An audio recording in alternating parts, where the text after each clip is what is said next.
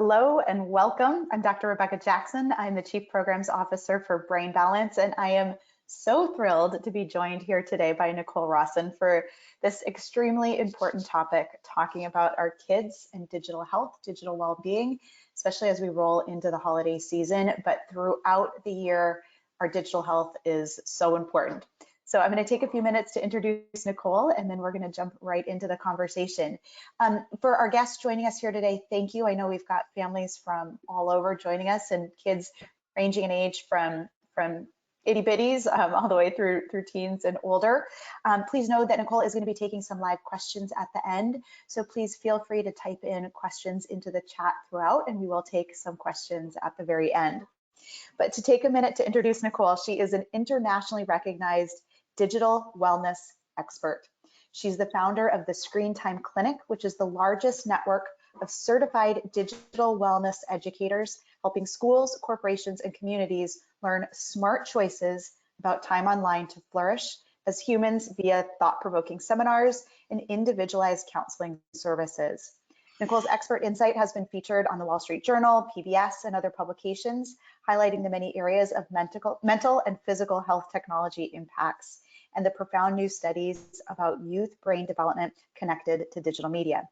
She's the author of the children's book, Screen Smart Sam, published in 2019 to help families learn about digital wellness through stories. Nicole has over 20 years experience teaching children and adults and has been called to specialize in digital wellness in 2016 after her own son struggled with gaming addiction, which inspired her to help other parents prevent major mental and physical problems resulting from youth time online. Nicole, welcome. Thank you for joining us. Thank you for having me. It's great to be here. This is such an important topic. It's such an important topic, and it's a topic that comes up for us here at Brain Balance on a daily basis. As you know, I myself am a parent of an 8th grader and a 10th grader, so this topic also comes up daily in my own household. And I just want to start by just clearing the air a little bit in terms of, as parents, we can carry so much guilt of, am I doing the right thing? How do I handle this? So I want to start by saying no guilt here today. We're all here to learn and grow together. And it was funny, driving my kids to school yesterday morning, they were talking about phone usage on the morning radio show. Yep. And the host of the show was saying, every generation has its version of this. And when we were growing up, we were told TV is going to rot the brain. It's just like TV, it's fine, this is overblown. I disagree with that statement. Yep. It's not the same as TV, but that's really what we're here to dig into today is let's share some new and more information so parents are equipped with knowledge and information to make decisions, and then to help guide our families or what are actionable steps you can start implementing at home to start to improve digital health and wellness for all ages. Yeah, no problem. And you can see why there's so much confusion just because of that little snippet that you had just yesterday. There's so much conflicting information. And really, we want to stick with what's going to be best for childhood development. Screens for adult brains are physiologically different than children's brains. And so we really want to take that into consideration when we're thinking about what's best and harm reduction and how to approach this from a moderate standpoint. And the screens today are not the same that they were when TV was, the programming went off. It was slow programming. It wasn't customized. There weren't rewards built into it. So all these things we can talk about today, but parents should not feel guilty because we have really been led to believe, and I was guilty of it too. My baby was doing tummy time with baby Einstein before he could even walk. And it's because I thought I was helping him, and I was a professional teacher. I had all the tools to know better, but we are still being bamboozled into thinking that screen time for littles makes them smarter, is harmless, and really helps them. And the research is very clear now, especially since the pandemic, that we want to take extra precautions, especially for the most sensitive and neurodiverse children. Yeah. Okay, Nicole, let's start there. There's so much to unpack and uncover, and we only have 50 minutes to do it, so we leave time for questions. But I want to start with, you just mentioned something about how screens are different for the adult brain than the child brain. talk to us a little bit about why is it that screens impact adults in a different way than they do the developing child? Definitely. So the children's brain and why babies and even youngsters are very drawn to screens is because the visual stimulation of their brain is very sensitive. And so it doesn't matter what it is, little ones love looking at screens. And as they get older, we talk about this in my presentations with some good graphics, that the sensitivity in their brain to visual stimulation decreases. Dopamine decreases 10% every 10 years. So the sensitivities when they're born are very high. Their brains are being wired up for all sorts of different parts of their brain. But the youngest ones are really susceptible to overuse because their brains are so sensitive. And that process continues till age 26. So we have this twilight zone between 18 and 26 where their brains are still developing, but we want to give them the tools to be really digitally intelligent and make good choices when it comes to technology. So when they are young adults, they can use it really cautiously and with intention and be good, happy, and have good mental health and good adult skills. Sure. You know, something that we talk about all the time here at Brain Balance is we focus on driving optimal brain health and development. Whether you're a child or adult, we still talk about development. And I think we often look at development through the lens of the biggest drivers of brain development is our sensory system and movement. So that's one of the ways that we always look at, always helping parents find that balance between movement and screen time. And this is for us adults who sit on our computer all day for work, as well as our kids who can get drawn into all of the social media pieces. Adults can too. But I know I always talk about it in terms of the more time we're spending on devices, the less time we're spending stimulating what drives development. So absolutely, there's visual processing, and so the brain is processing information on devices, but it's not giving us the varied sensory input that you would experience going outside for a walk with the breeze and the sun on your shoulders and all the different sights and sounds. And so when I think about an adult brain versus a child brain, the adult brain isn't going through those rapid phases of growth and development. So it's not inhibiting the development to the same degree. But super interesting what you brought to light about the dopamine, how dopamine is more sensitive at a younger age, and our eyes are drawn to movement. So when there's a lot of movement on a screen, it is going to tend to bring us in. You know, and it's that reward pathway. It's the reward pathway that's really being stimulated with the younger children. And that is not part of the critical thinking areas. It's not part of their movement. And they really have that overstimulation of the reward pathway, even though it looks like they're learning. The 2D learning is not the same as 3D learning. And so we want to be very careful that we're not trying to be competitive with our children online, teaching them to read with an iPad or teaching them to be early achievers through online ed tech, because it's not the essential type of learning that they need before 8 years old. They need really full sensory in-person 3D learning. This 2D, they can't even pick out apples and oranges learning online from learning in real person. And I think that's such an important distinction. When we talk about tech time and screen time, it can mean so many different things, right? It can mean YouTube, TikTok, it can mean, you know, something educational. And that's, again, when we think about the parent conversations that we have, oftentimes we'll hear, yes, but if they're doing this, is that okay?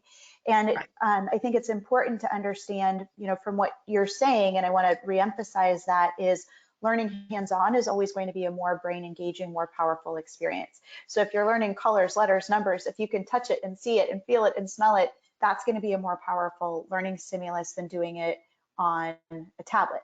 Now, that being said, if you are doing 10 minutes of tablet time, an educational platform to me would be more beneficial than YouTube for a young child. But so I almost, you know, we talked about this earlier. When we think about digital wellness, it's similar to nutrition, where you can be healthy, but you can still work to strive to be doing even better and eating even healthier. I think it's the same thing with when we think about digital wellness, is kind of a good, better, best scenario of, okay, learning hands-on is best. You know, an educational best. Less is Yeah, best for younger. The younger, less or none is best. yeah.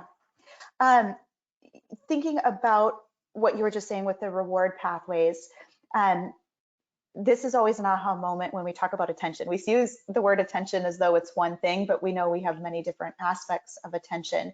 Yep. And when we're doing the screen time, that is the reward driven activity. So if we're playing a game and there's bells and whistles and you're earning points, Yep. or even the dopamine reward, that feel good sensation when we're scrolling social media and we see the funny cat video or we get likes Yep. on our site. Yep. Talk about the difference between how with the reward driven activities, basically we're going to strengthen what we're using a lot of. And so finding that balance with reward driven activities and non-reward driven activities. Right. So for younger users, the reward, that's why we really want to steer away from fast-paced cartoons, because those are really reward pathway, very visually stimulating. Educational games that have rewards built into them to have them coming back. And any, of course, these kid games like Minecraft, Roblox, any YouTube platforms, they are all very, very sophisticated in their reward design, and that makes kids want to play more.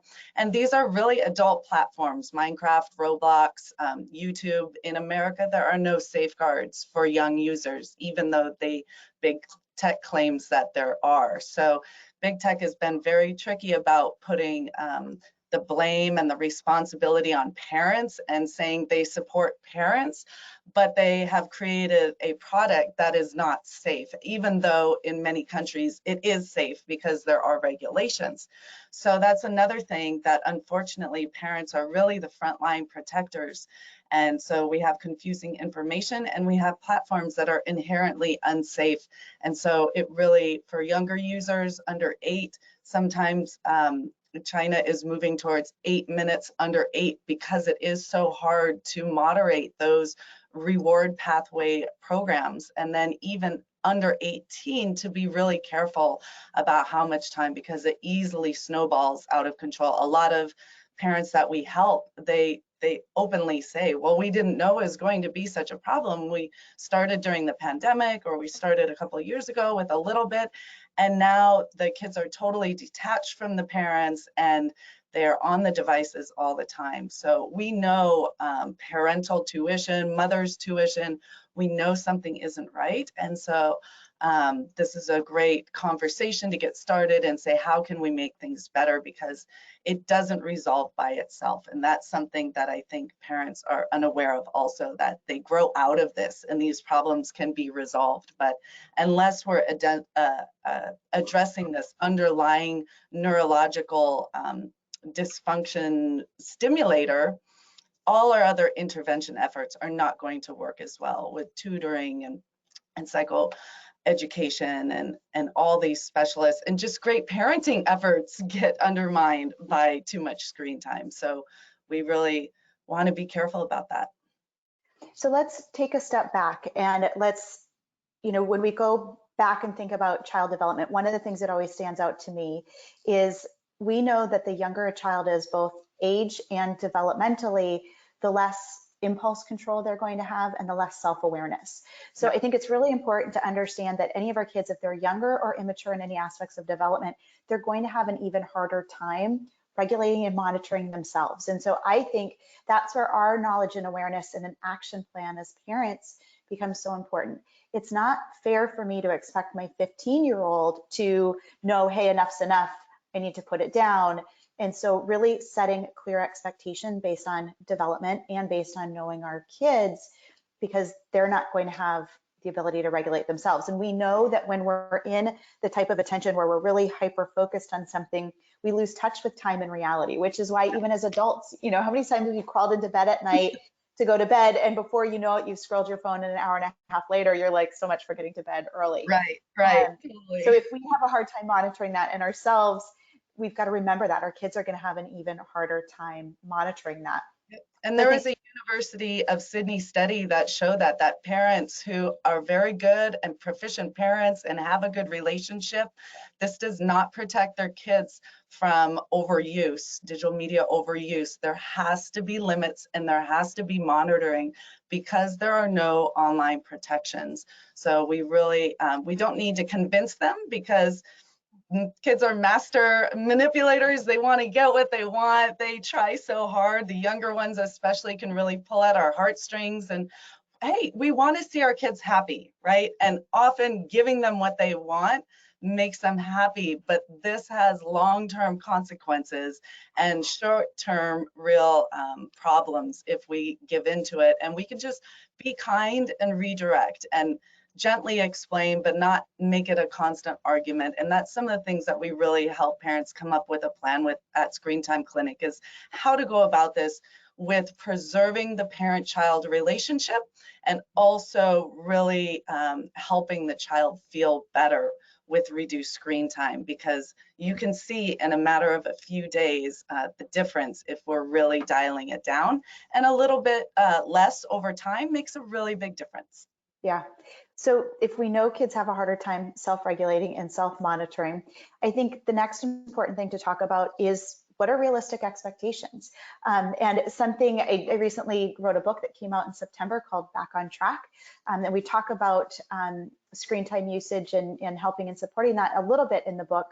I'm not an expert on this topic to the degree that you are at all, but one of the things I saw in doing research on my book is the guidelines and recommendations shifted and changed. And I started this book during the pandemic as a response to what I was seeing play out. And the guidelines, you know, I've always gone by the recommendation is 0 screen time under the age of 4, and then really minimal over the next couple of years. And I'm starting to see those guidelines change, where they still talk about, you know, as minimal as possible, but I'm starting to see 2, 3, and more hours of where it's saying that that's okay. Talk to me about your thoughts on those, and what are good resources to help guide a parent to say, okay, if I have a 10-year-old, what's a healthy, realistic expectation for screen time usage? Yeah, that's a great point. And that's, you know, what we talked about, just the confusion in all of this, because big tech, since the pandemic, has really taken off with doubling down on their platforms, and their youngest users are the most profitable. So just like big tobacco, hooking them young and keeping them engaged young is their whole business model. So big tech has infiltrated a lot of these different reporting industries, and the agencies that are responsible for giving screen time guidance, they don't come out with new guidance on a regular basis. And when they do, they are very kind of middle of the road. So they are giving guidance of, well, if you can stick to this. So we really want to take a look at these new studies that are showing neurological harm from, you know, like you said, 0 to 4, any type of screen time is really too much. We want to get away from that, especially using it as a calming or a coping device. We want little ones to really be able to be fussy and work into themselves and to have their brains fully developed without the aid of a screen. And then other countries are moving to even less screen time under 18 years old. So there's a big variance, and it's really concerning. Just less is best. And we know from psychology, daily allowances lead to overuse and addiction in anything. So we want to have healthy daily routines. And when you're using these platforms that are so robust in their design to make you want to come back, an hour a day is really hard to use and causes more problems than it's worth often. So if you can scatter it to maybe a little bit on a weekend and really time block, even for adults, we want to be using technology not constantly. We want to show them that to set it aside. We don't want the instant reply to people, to be real intentional with how we use it, because it does have the propensity to get out of hand, and that's because of the design. So less time is best. Under 8 minutes, I think, is a great guideline. And that's just to strive for. If you're already using it, just to dial it down and make healthy swaps is really important. You know, one of the things I find challenging as a parent is I 100% agree with less is more in finding that balance. I do also want my kids to be familiar and comfortable and tech savvy. I also don't want my child to be the child that has nothing at home and then they go to a friend's house and they're so excited to have technology that they're using their technology instead of engaging with that friend. So it's finding that balance. And one of our challenges is with school. And so at the ages my kids are, a lot of their schoolwork is using and engaging in technology. And so they need their phone or they need their device in order to do homework. So well, they tell you they do. They tell you they need their phone to do homework. But to set them up and have a music calculator and teach them how to have singular focus and really to make choices, and if they haven't had social media access, to delay that till 16 and 18 is the Surgeon General's best warning right now. And so we want to really have parents think twice. We had a lot of young users, 10 years old, 11 years old, even 13 is way too young for social media. It's an adult platform with no protection. So even though all kids need to use it and you want them to be technologically proficient, tech is an easy user thing. It's meant to be very easy to catch up. Kids will not be behind if they do not have access to it as much as their peers do. If you want to be a parent that really delays it, you're not harming your child. We see lots and lots of studies with tech light teens, and they have very good social emotional skills. A lot of them on the autism and ADHD, with those challenges, they opt not to, and they will self-identify and say, I choose not to use this technology because I need to focus on things and it's a distraction in my life. And so that's great to see younger users really articulating that they know that this is causing more hindrance in their life than it's really assisting them. And more teachers are more sensitive to that also, that there are screen sensitivities, and doing individual education plans to accommodate screen sensitivities, which we help initiate that also with our services. And I want to get into that more in a little bit, but going back to that, you know, there are times where a homework assignment is, you know, go online and look up this information, and one of the things that we've tried to bring awareness to is, what are we using the tech for? And a comment you made the other day that really stood out to me was tech as tech, not as a toy. And so really being mindful of how and why are we using tech. And I've been watching that in myself. Am I grabbing my phone because I'm bored, or am I grabbing my phone for a purposeful task? Right. And with my kids, we've been trying to talk about it in terms of, is this for entertainment? Is this for social connection? Is this for educational purpose? And I think all of those things are okay in small doses. So if you're going to be texting with friends to make plans, for my almost 16-year-old, that's fine, but that doesn't mean that we need to be on Snapchat for 4.5 hours in order to catch up socially. So if you want to use some screen time for that, that's okay, but then let's bucket that. So how are we using it, and what is its purpose? Yep. And there's great tools for parents to be able to help their kids manage that, because what you're talking about is a very sophisticated adult time management skill. And to be able to do singular tasks and to focus on singular tasks is not an easy skill. So there are third-party apps. We want to move away from best practices not to give our young children iPhones, to give them special distraction-free phones like Gab and Bark and Cosmo, wristwatches, and to delay the Apple products because those do not have good parental control settings. They don't, and it was in the Wall Street Journal, an investigative reporting about that, is that they're easily hacked and circumvented by your kids. And the settings often don't work. So by using third-party settings on their computers, on the mesh Wi-Fi at home, that also reduces parental stress and keeps your child safe and helps them focus when you're looking up something on your computer for school and you're working on school. Have that singular focus, because that's really what builds focus stamina, is practicing focusing on uncomfortable things that is not your primitive reward pathway. Yeah, well, I think back, many of you have maybe heard this story before, but I was standing in line years ago. We were flying to Minnesota for the holidays, and there was a family in front of us. This is early morning in the security line, and there was a toddler in the stroller in front of us that was starting to get fussy. So the mom took out the iPad and the, OtterBox case, so it was shatterproof. And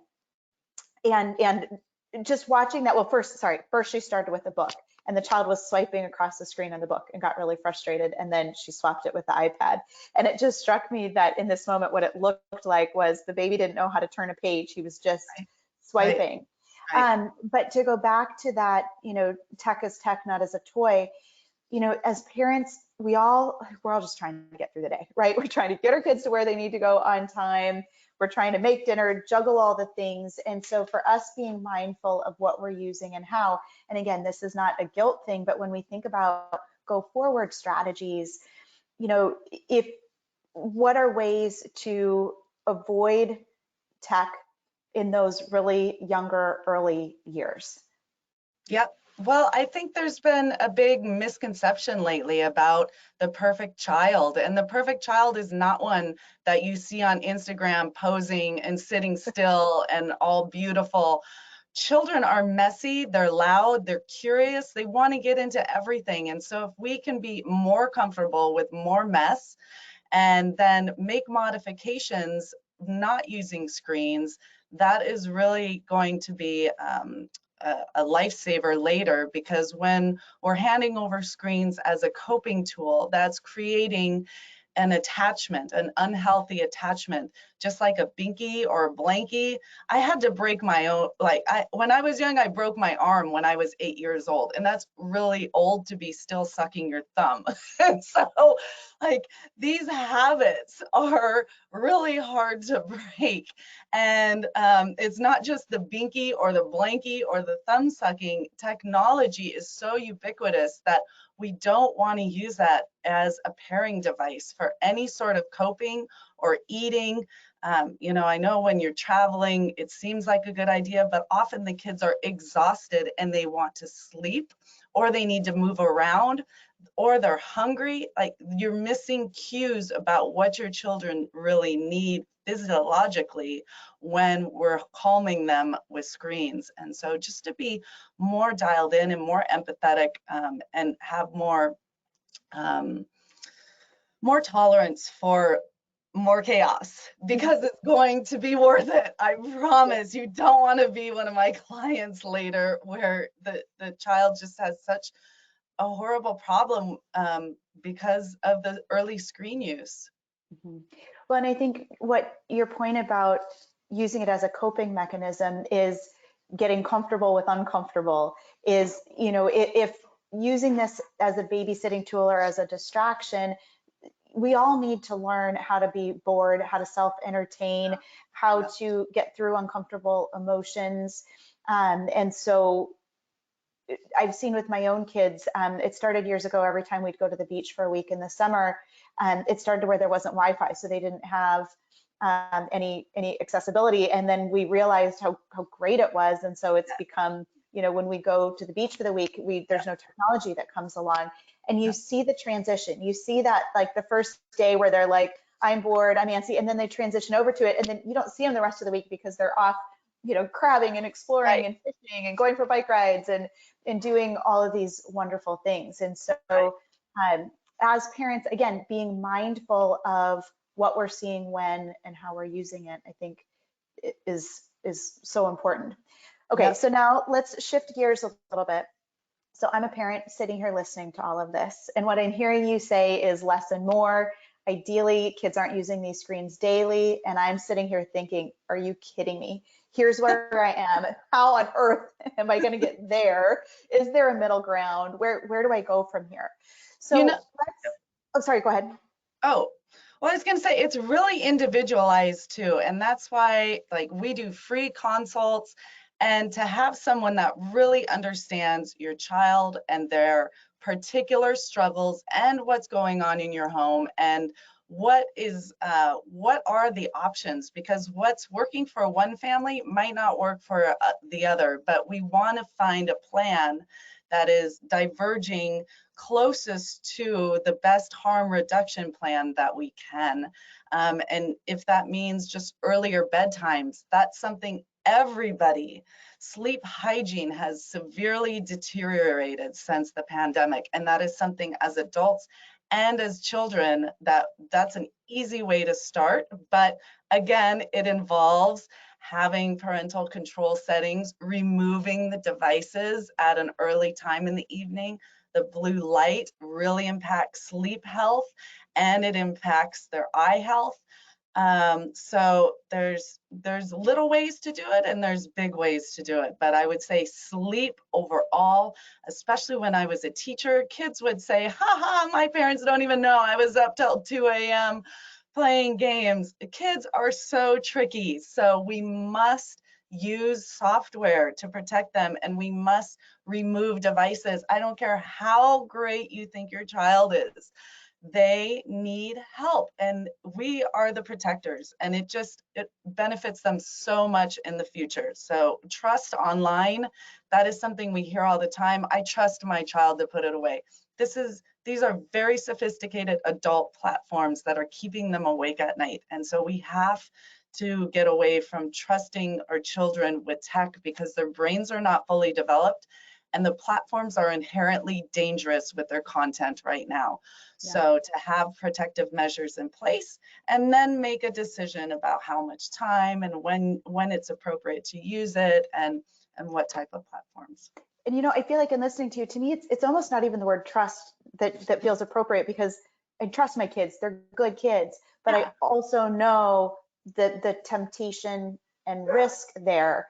And I also know old school alarm clocks still work. They do. And so I love as just a simple starting point of getting tech out of the room. So if we remove the distraction, and you know, whether it's hey, tech turned off at 8 p.m. so that we've got a buffer between when it's turned off and when bedtime is. So if you want to say goodbye to your friends, you want to wrap up plans for who you're carpooling with tomorrow morning, wrap it up all now. So I love that, as that to me, you know, is a starting point for some families that right there could eliminate. And I know a challenge in my own household is the consistency. Both my husband and I are in agreement that this is important, it needs to be monitored, and that it's up to us to put the guardrails in place and support the guardrails. But boy, is it hard to be consistent. Yeah. I mean, there's nights where I want to crawl in bed at 8:30, so then I'm not up to say, hey, it's time to turn this in. So talk a little bit about some pitfalls with consistency, and just some guidance and suggestions on how to be consistent in our support and guidance and oversight of our kids' tech usage. Sure. Well, an easy, free way is to actually have a family technology plan that is posted on the fridge, that is there for them to see. So when time is creeping up and things get stressful, just to point to that, you know, when my kids were growing up many years ago, we used to say, like, well, our family does things differently. And so to just point to your technology plan and say, well, this is what we believe will be in your best interest, and this is how we do things. So it takes the heat off of you as a parent to be the bad guy. Even when I started this job, my son said, oh, your new job is joy killer.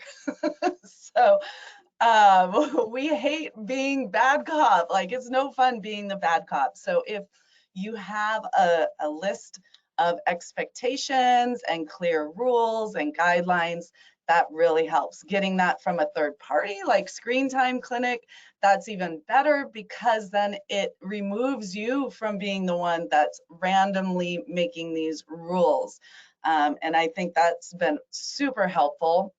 for many, because otherwise kids see you that, well, why are you making these rules and you're the bad guy when you can make me the bad guy?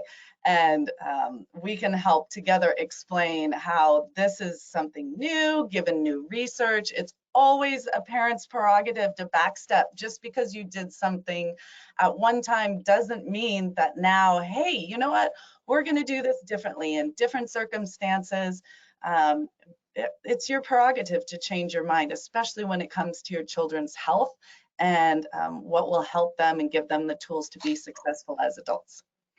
We've done this in my own household, and I'll phrase it, and guess what? I've learned new information, and based on the new information, here's how we're going to apply it in our household.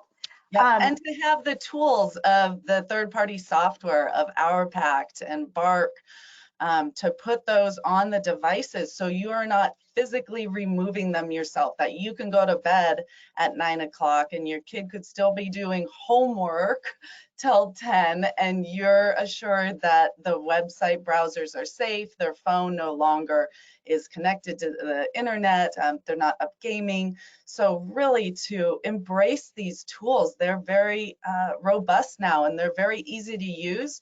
We just need to make time and priority to use them to protect our kids, because again, it's on parents to do that hard work right now. And I'll be honest, I've given up on the tools, but I'm going to retry with Bark. I'm not going to throw any names out, but I had used a different platform and it wasn't working.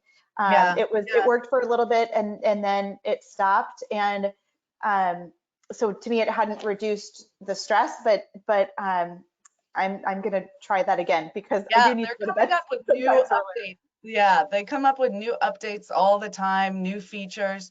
And especially for teenagers, we're seeing so many self-harm and suicides right now in teenagers that could be prevented. And this can be prevented with these monitoring software that alerts parents if there's any exchange of photos that are illicit photos, or messages about harm, or photos that contain harmful messages. It has the AI capability to notify us, and that I cannot tell you how many parents wish that they would have had these on their kids' phones so that they could know. So, you know, just for that alone, to protect your teenagers, you must have third-party monitoring. And if kids are not willing to have those on their phone, they shouldn't have the privilege of technology, because they're not using them responsibly. And that's a big sign of and I know how firsthand how you can accidentally end up someplace online that was not a typo, can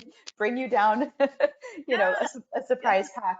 You know, another thing that we get from parents often at Brain Balance that can make it challenging to navigate this conversation with their kids is when the parents or guardians aren't on the same page.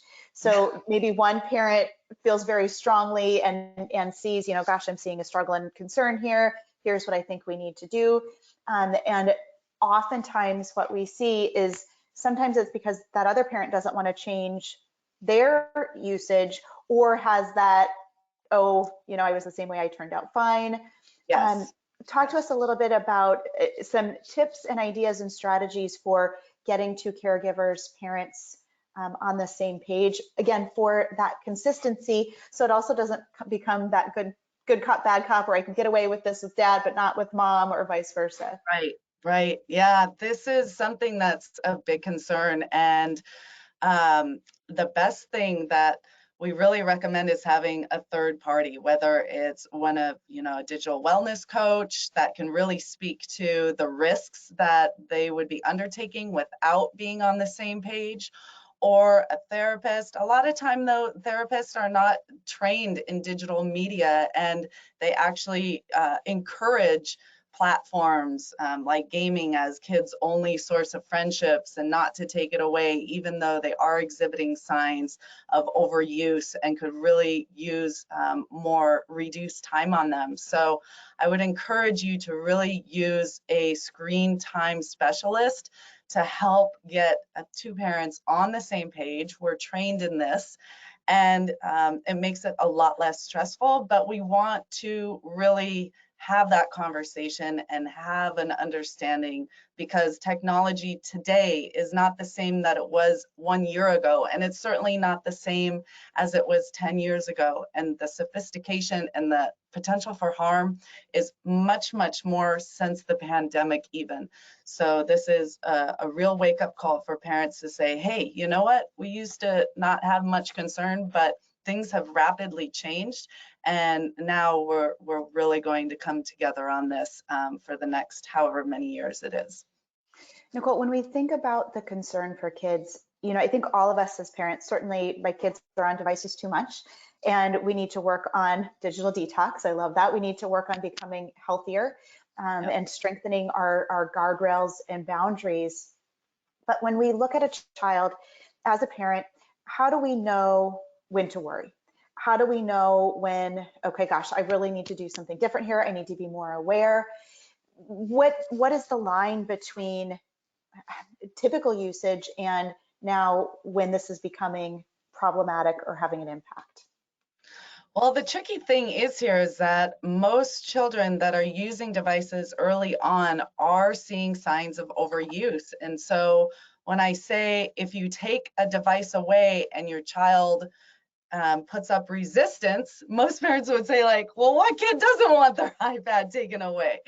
But there are a lot of children who aren't over relying on screens, who do have a take it or leave it attitude. And when they're told to get off, or the parent takes it away, a little maybe bit of fuss is normal. A meltdown is a sign of overuse, and that it's overstimulating their brain. And when it's paired with another activity, that you can't go for a car ride without a device, that you can't make a transition, that you can't have a meal, pairing any technology with eating, just like nutrition. It's very bad to sit and just watch TV. It's even worse for littles to sit at a table and have that activity paired with another. And we don't want to use it as a reward either, because these platforms are very addictive in their design, that we don't want to say, go unload the dishes, do your routines, and then you can have something that's potentially harmful. So we want to really be intentional with how we allow it and when we allow it. And especially like reading, to read a book and then you get to use your iPad, that makes kids hate reading because they're doing a really hard thing to do something that's really fun and easy, and they don't want to do it. So we want to not, and that's something that's really changed in the past 4 years, I would say, is this not using as a reward, because that used to be 6 years ago, 5 years ago, they used to say, oh yeah, you do this, 10 minutes of this, you get 30 minutes of screen time.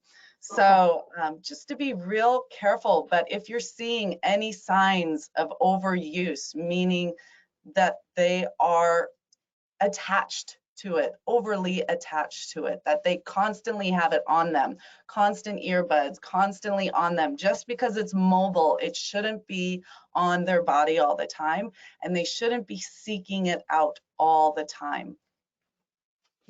That makes a lot of sense. And I love the idea of, you mentioned doing two things at once. If they have to have it while in a car ride, if they have it while at dinner. I love the idea of again, clear-cut boundaries, rules, expectations, of having set expectations of, we don't have a device out when we're in the car. And maybe you have a rule of, unless it's an 8-hour car ride and you can get it the last hour or whatever. Exactly. Again, it's find the thing for your family. But with two teenagers, I notice a difference in interaction. Is if my kids are in the car on a phone, then there's no conversation because they're engrossed in their phone. And pretty soon they're going to be driving themselves, and I won't have that interaction time any longer.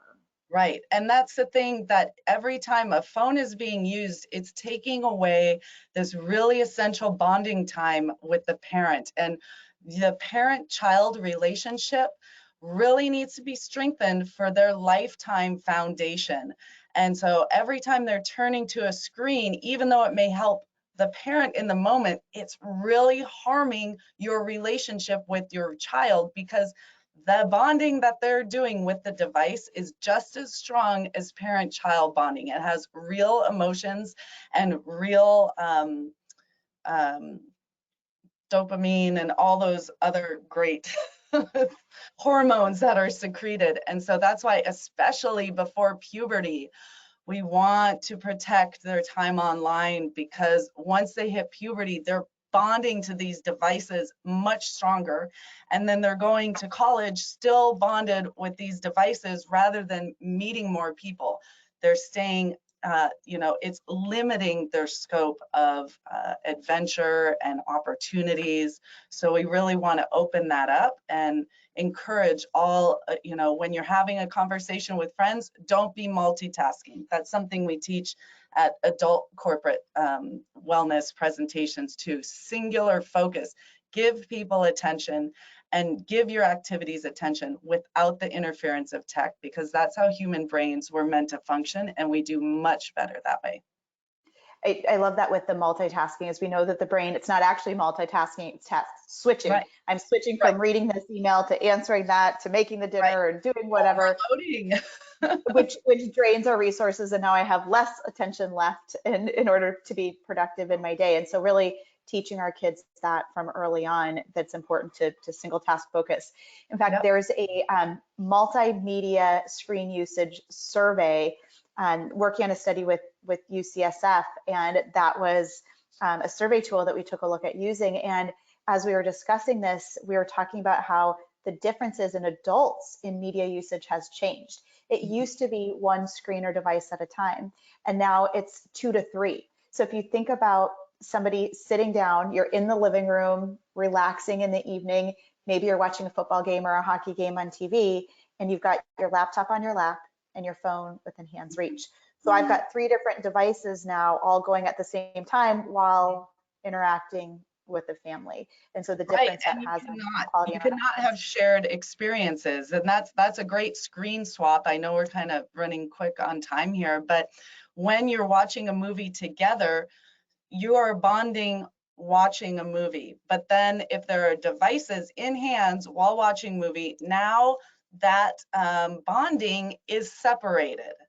So we want to have that singular, experience that we're laughing at the same thing, we're seeing the same things, we're not getting, we're picking up on nuances of whatever movie or show we're seeing, and we're learning about each other, who's laughing at what and who finds that funny, and a little bit of chitter chatter while we're watching things together, because we want to do activities that are strengthening bonds. Sure. So there's a lot to talk about there. And children on the spectrum and with ADHD are much more susceptible to media overuse. So those studies have been coming out just this year, and we want to really have parents take careful notice of this, because the research is really clear, and there's a lot to contradict that out there also, that people are trying to, oh, it's not that bad, it's not, it's not true, but there are so many studies, and it really begs that we take notice and make some healthy changes while we can. Sure. This hour has flown by. Let me recap a couple of things that we talked about, and you tell me if I get this right as I try to paraphrase 50 minutes of conversation. But first and foremost, parents, don't feel guilty. It's just knowledge and information so that you can start to make a better action plan going forward. I'd say the second main takeaway is putting clear-cut family plan and strategy in place. Put it on the refrigerator so you've got your family plan, and it's okay if the kids don't agree with it. You're the parent, you're going to make the decision, and then use a third-party resource to help monitor that. So knowing that we get tired, we get busy, we get distracted as adults, and so leveraging that third-party technology to help ensure that Wi-Fi goes off when it needs to. We're helping our kids by removing the temptation for them so that they get better quality sleep. I love the idea of finding times where devices aren't involved, at the dinner table, in the car, watching movies, so that there is opportunity for that shared time and bonding. And you're not going to go from all to none overnight. And so setting those goals of how are we going to work to reduce this? What is it that we're working towards? What are the steps that we're going to take to get there? And knowing that there's professionals such as yourself that are here to guide families through this really tricky process to ensure that we're setting our kids up for healthy technology usage and interactions.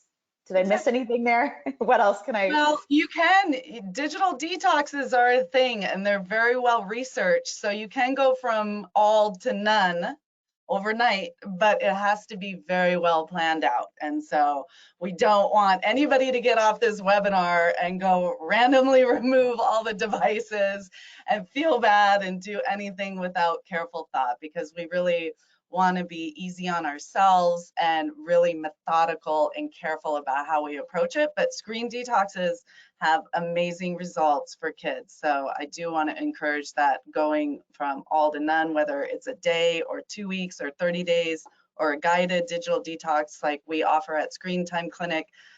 It's a real great thing to undertake. I love that.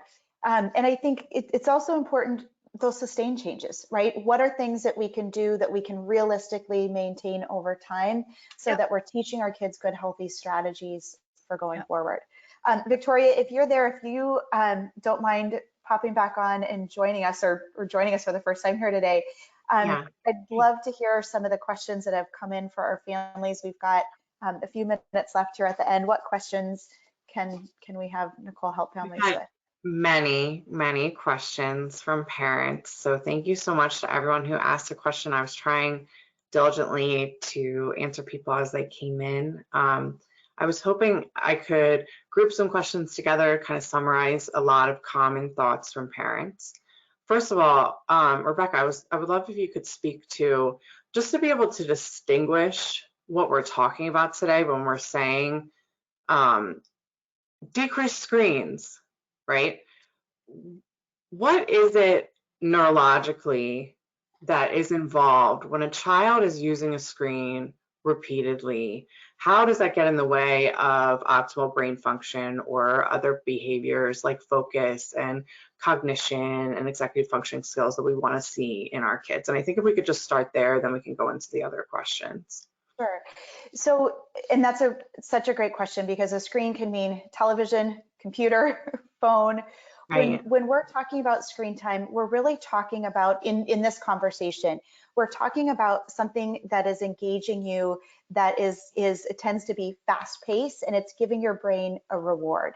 So if you think about when you're scrolling TikTok videos, you're just watching for a couple minutes at a time, quick snippets, and you tend to be jumping from thing to thing to thing.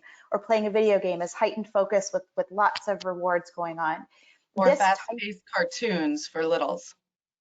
And this type of attention with constant rewards is heightened attention, and the brain is getting constant rewards, which has you pay attention again. So this type of attention is not 2 hours of paying attention, but it's tiny increments of attention strung together by a reward.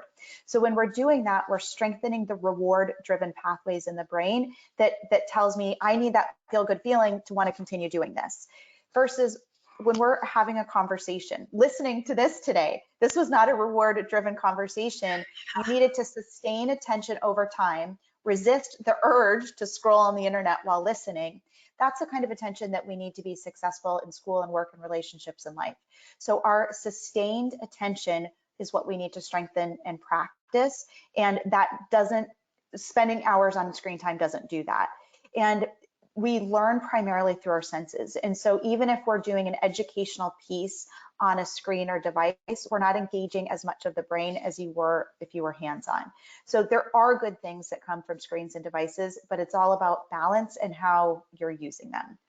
And age appropriate. And the different parts of the brain, the reward pathway and the other parts are different, and they develop at a different time, right, Rebecca? I think parents are sometimes confused about that. Yeah, and rightfully so. The brain's complex.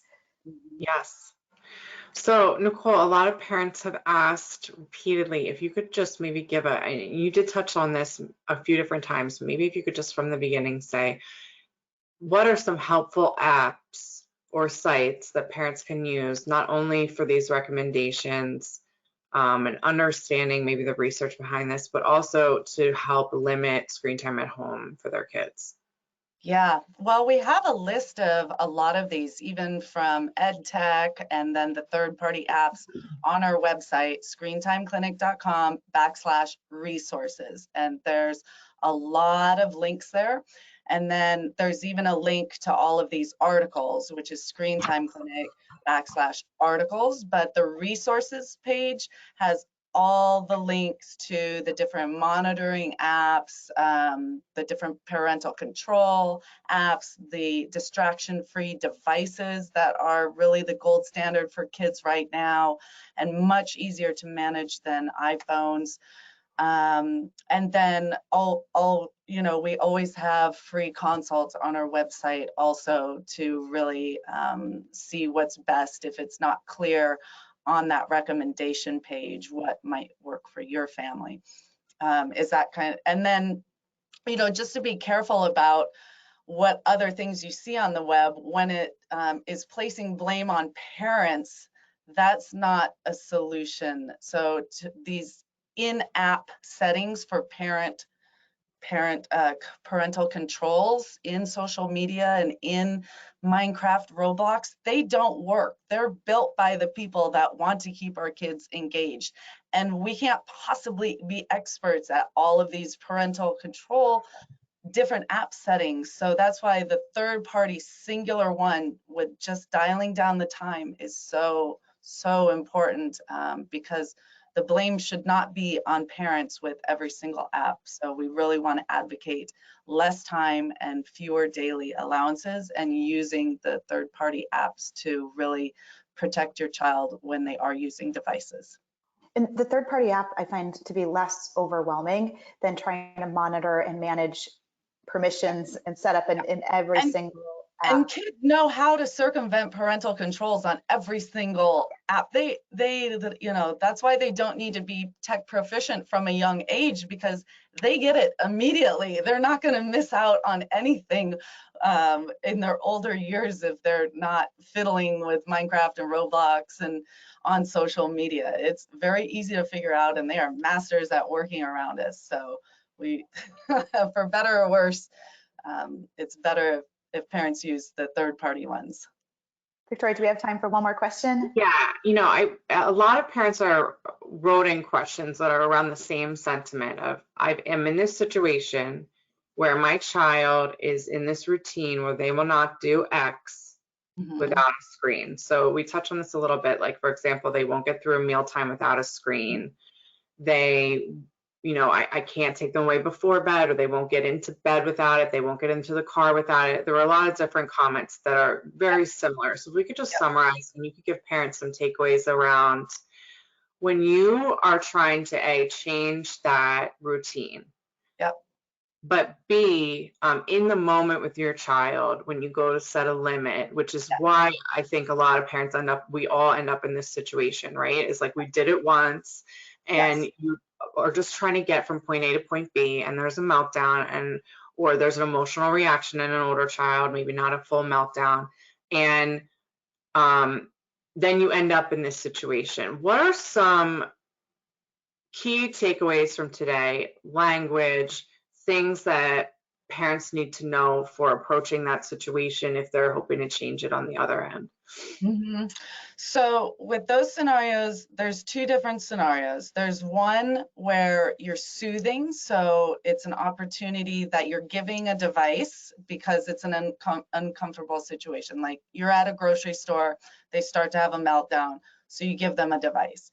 So that is just being more mindful now about this new information and making an alternative decision. So you're going to leave your basket of groceries and you're going to go take your child outside and go for a walk.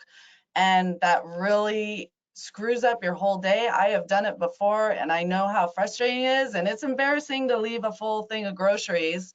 But you can come back in and get your groceries. You can really make adjustments however you feel needed. You don't need to feel pressure to, have your child soothed with a screen, because it's not worth continually doing that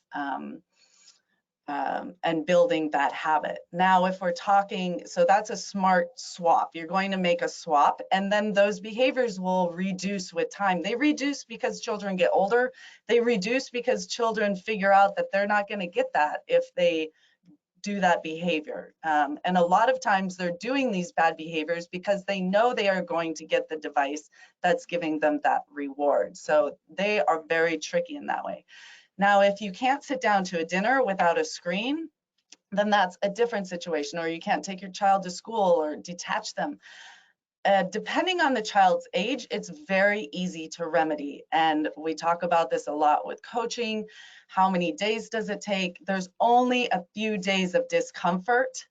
And then kids really are so resilient, you know, unless they're over puberty and over 13, under puberty, under 13, 14, they are very resilient and they will adjust within 3 to 4 days. So if you can withstand meltdowns for 2 or 3 days, maybe 4 days, and if it continues longer than that with the meltdowns and they can't do that, that's when you need some professional help and you need to get a digital wellness coach, because your child should be able to have dinner without a screen. And then you need some more support, and we need to put some scaffolding in place to support the parents and to support the child. And not everybody's a child development expert. I mean, I did a lot of things wrong even as a teacher that I should have done better, and I didn't have the proper support. So don't feel bad about getting support, but in general, the younger they are, don't feel bad. Take it away for 2-3 days and do it differently and deal with the meltdowns, and it gets resolved so quickly after that. It is amazing. I guarantee you. You can send me a message if it doesn't work, but it really, really works. And I think parents just are afraid of the fear of the unknown. And I'm telling you, it's possible, and it's totally worth it, because you'll get your child back. You'll get this new responsive kid. I'm going to end with the smart swap. I love that. Again, if you're seeing that your child is using that for soothing or needing it while doing something else, identify that. If you can't go to the grocery store without it, you're going to go in with a plan. Today, you can bring Teddy along with you. The tablet's going to stay at home. Here's our smart swap. So going into it with a plan, setting the expectation, knowing that it might take a couple times of upset to get used to the new change. But identifying opportunities for that smart swap sounds like a great place. So happy you did. It's totally worth it. And Victoria, I'll let you wrap up today here. Okay, thank you so much, everybody. And thank you so much, Nicole. We have a video that we played at the beginning. That was just an intro video while we had people in the waiting room. We're going to replay that at the end. It has QR codes, not only to Nicole's main website, follow her on Instagram, but also two that I think would be really useful for everyone, especially those of you that put your questions in and we didn't get to your specific question about your specific child. Nicole offers free coaching sessions, and she has a link to be able to book that we're going to play at the very end of this. So thank you so much for everyone that joined. And if you want to get in touch with Nicole and schedule a free coaching session with your family to make that action plan, Nicole has that available to everybody on the webinar, which we really appreciate. Yeah. What we're going to talk about now really quick is if we could just plug our next webinar in our Parents Know series. Our next live conversation is going to be called Nurturing the Mental Health of Our Kids in Today's World. It is Wednesday, January 10th, a special day. We're typically on Thursdays. This month is going to be a Wednesday at 1 p.m. Eastern. And we're so excited to welcome Janine Halloran, who is a mental health counselor. She's an author. She wrote 2 awesome books, Coping Skills Workbook for Kids and the Coping Skills Workbook for Teens. She has a podcast called Calm and Connected, and she is a mom of 2 teenagers who deal with big emotions. We're going to talk about anxiety, big emotional reactions, and coping skills for kids that they can use in the changing mental health atmosphere in today's world. We're really excited for that conversation. Thank you again, everyone, for joining. Thank you, Nicole. Thank you to the Screen Time Clinic for letting us borrow her for the day. And thank you so much, Dr. Rebecca Jackson. We appreciate you. And this is a great conversation. Everyone have a great and awesome rest of your December and holiday season. Thank you, Nicole. That was fantastic. So appreciate it. Welcome.